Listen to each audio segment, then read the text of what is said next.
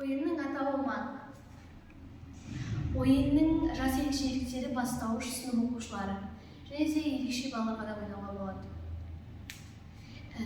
Ойын мақсаты оқушыларды белсенділікке, ойынға деген белсенділікке және де ептілікке, шапшаңдылыққа және логикалық тұрғыда дамуға үйретеді. Бұл ойында ойын барысында оқушылар екі қатардан 5-5 ряд сызады.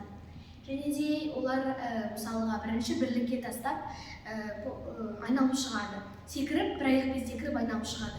Дәл солай екілік, үштік бәрін өтіп, ондыққа келгеннен кейін, олар ондықты өткеннен кейін артқарап, тасын артқара лақтырып түскен жерді өзінің үйі қылып сайлайды. Яғни ол жерде ол өзінің үйіне крестик қойып қояды. Сосын қайталаған кезде ол мысалға бірлік, екілік, үштік өткеннен кейін ол мысалға оның үйі біздің үйіміз мысалға төрттікте болайық. Мен төртке келген кезде мен демалып алсам болады. Ал бірақ мен мысалға басқа қарсыласымның үйін мен мүлдем басуға болмайды. Тек қана мен оны аттап қана өте аламын. Және де осылай өтіп бұл ойын ойналады. Баста!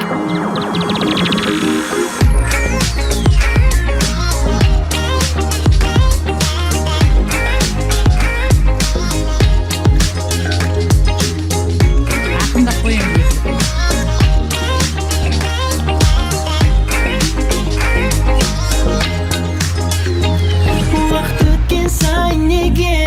Енді артқа айналып артқа.